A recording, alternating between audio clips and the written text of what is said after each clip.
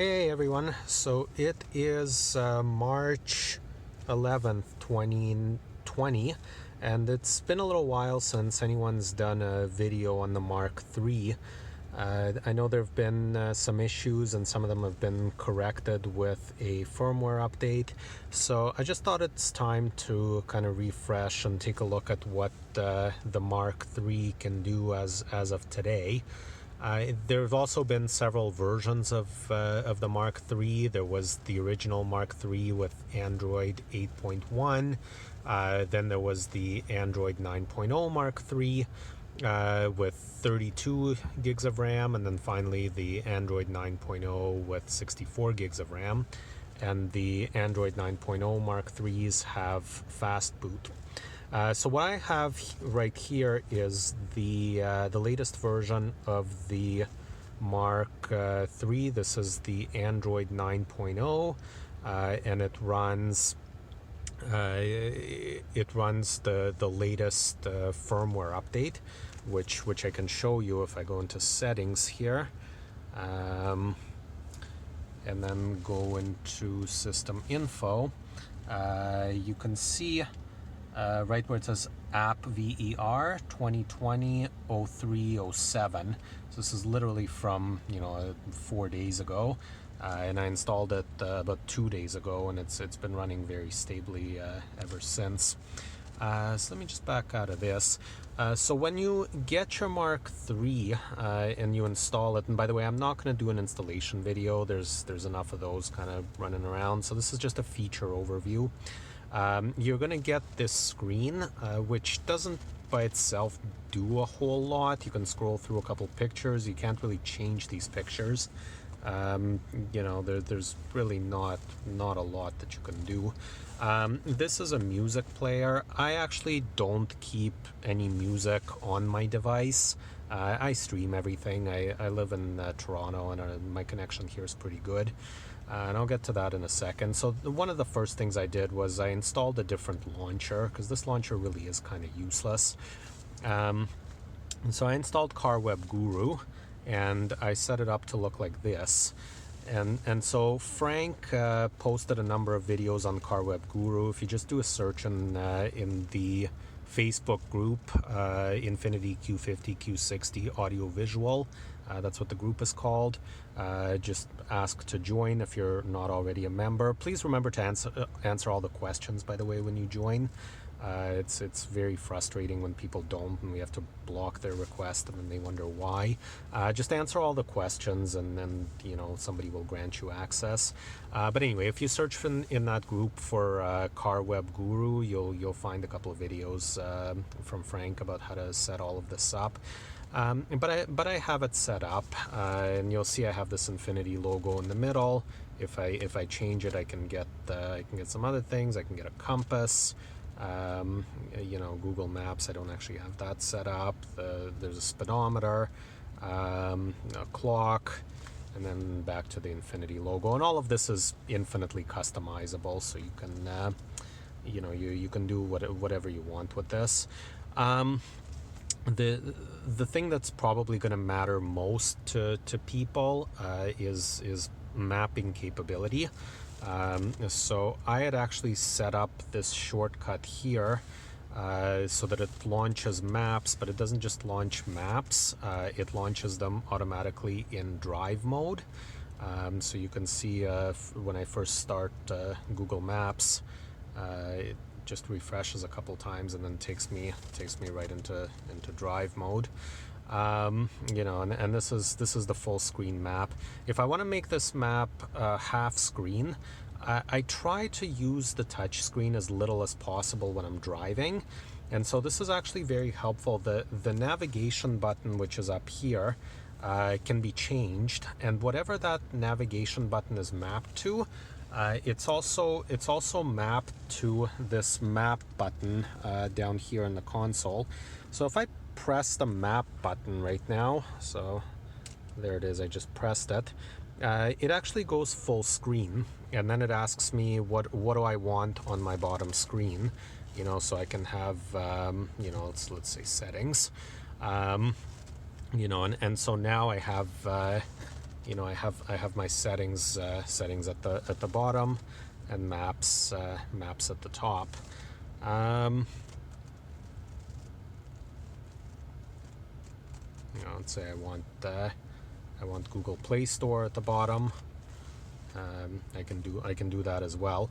Realistically, what I use this for is actually for my music player. I use YouTube Music. So if I go ahead and launch that just with the music shortcut, there's my YouTube Music. It's gonna once it loads up. You know, once it loads up, I can actually you know, I can actually hit play on this Shakira song here.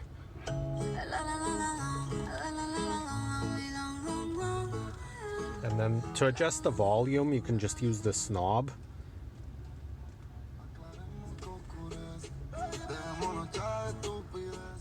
And then to select next song, you can actually move this knob to the side like this. And there's Mary J. Blige. Don't judge my music tastes. So this is actually, this setup right here is how I usually drive if I'm not using CarPlay. This is how I would drive. So it's perfect. It works for me, and it's perfect. It's reliable. It works. If I want to listen to the radio, let me just turn the volume back on. The easiest way to get to your FM, AM, or XM radio is actually this audio button down here. So if I press audio, you'll see that it brings up In Touch and automatically switches the sound. So let's go ahead and do that. And there's my FM radio commercials. The downside of this is that you can't have split screen In Touch with your map, for example. So if I go back to my map, so right now this commercial is playing here. If I hit map, it will bring map back up, but it'll be full screen with the radio playing in the background. And then if I want to switch my radio, I can do one of a couple of things. I can either hit this audio button again, or actually what I can do is, let me just ignore that. What I can actually do is press this center button, the OK button, and you'll see that just brings In Touch right back up. And from there I can switch my radio station, do whatever I want, and then once I'm done with In Touch, I just hit map again, and my map comes right back up. And this is actually very nice because it's all hardware tactile buttons, so you don't have to putz around with the touch screens while you're driving. So it's actually a good safety feature. So you can hear the commercials right now on FM radio. If I hit map again, and bring up my YouTube Music and press play because I'm sick of these commercials, it will actually, once it starts playing, it'll automatically switch. And there's Mary J. Blige again. And that was and that was automatic. I didn't do anything to switch it other than just start the music. If I want to go back to In Touch, I can just hit this audio button again, and there are the commercials. So as you can see, all of this works perfectly. It's great. It's reliable. The latest update, the March 7th update, actually fixed, there was a nagging bug there where when you start the car, the first time you touch the screen, it would actually turn off all sound, and then you would have to press this little power button up here to turn it back on. It was silly. So that's now fixed. If you have a unit that's still having these issues, just apply the latest update that again Frank posted in the Facebook group, and everything should start working for you. I mean, climate works perfectly as well. You can easily get into the climate screen from any screen just by pressing this hardware button. The backup camera works. And you'll see my backup camera is actually high definition. If yours doesn't look like this, talk to eSigma or Elijah Leslie, and he will get you hooked up. If he runs another group buy for these high definition cameras, they're very much worth the investment because the OEM camera is kind of terrible. The only other thing I'll show you guys is a setting that sort of everybody's interested in, and that's the setting for customizing the icons up here at the top. You'll see I have my default map set to Google Maps, my default video player set to whatever, because I don't watch videos inside my car, and I don't recommend any of you actually do that, especially if you're driving. My default music player is YouTube Music. Default radio is InTouch. So if you go into settings and go then into default apps, you can actually go ahead and change these. So if I wanna set my maps to something else, I could just press this arrow button and pick. This is all the apps that are installed.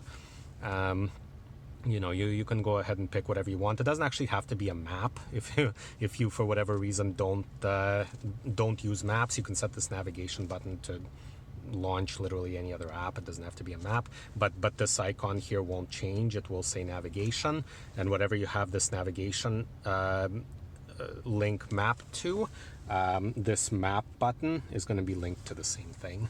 So just keep that in mind. The app Customize is actually for this customizable app, and also this hardware favorite button down here.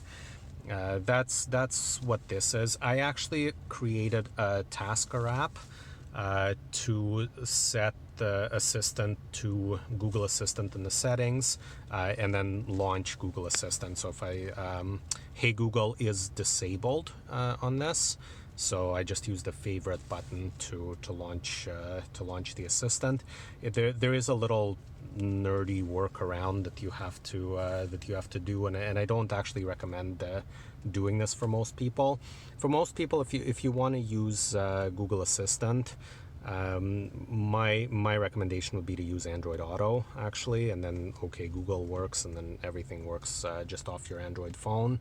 I don't see a need to use Google Assistant on the device itself, but I did set up a shortcut in case I find a use case for it. That's what it comes down to. I just haven't found a use case for it yet. That's about it. I think I'm at about 13 minutes for this video, so I'm going to stop it here.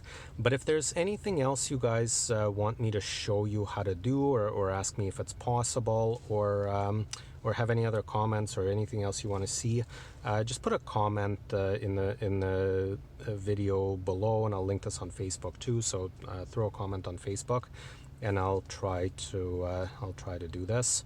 Thanks guys. So this was just an update. Like I said, this video was made on March 11th, 2020.